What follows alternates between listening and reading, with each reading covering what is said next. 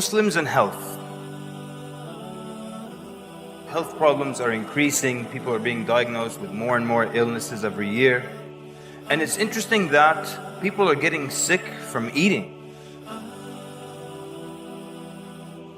Allah subhanahu wa ta'ala created food so that we can get nutrients out of it, so it can improve our health, so it can give us energy. So how can it be that something that Allah subhanahu wa ta'ala put on earth to improve our health is actually damaging our health? And the plans of Allah subhanahu wa ta'ala never backfire. So that means then that the problem must be from the way we're consuming food and the amounts of food that we're consuming. So what we're consuming and how much we're consuming. Eat, drink, and do not go in excess. Verily Allah does not love those who excess. Perhaps the first problem is how much we're eating. Allah subhanahu wa ta'ala did not design our bodies to consume all the kinds of food and the amounts of food that we're consuming right now. For example, biologically, you only need to eat meat once a week. But we eat meat every single day of the week, and sometimes more than once a day. And we're offended if there's no meat at the table. So what happens? We were not designed to consume so much meat. And the result of this overconsumption, we get all kinds of illnesses. Gout, for example. You get gout when you overdo, when you eat too much meat or too much seafood, or you consume drinks that have been sweetened with fructose. All these are things that could lead to people having gout. So we were not designed to consume that much.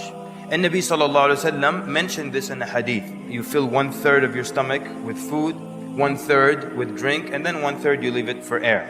We mentioned the hadith like this is the minimum. The hadith begins when Nabi sallallahu alaihi wasallam said, the human being, son of Adam, has not filled any vessel. There's no container that you can fill worse than your stomach. Meaning, the worst thing you can fill is your stomach.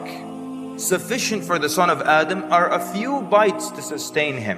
Just a few bites to keep you going. If there's no other way and you have to, then 1/3 for your food, then 1/3 for your drink, and then 1/3 for the air.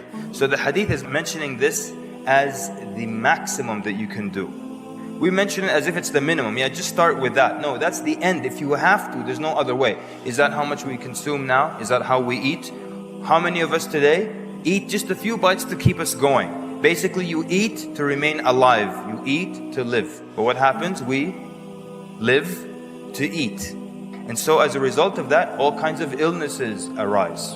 We're supposed to consume just a little bit to contain us. But we eat so much, and if there is just a little bit of air left in our stomach, we become uncomfortable. And we search everywhere for a grape, a banana, something to fill that little gap with. So we get ill because we overdo the amounts of food that we eat.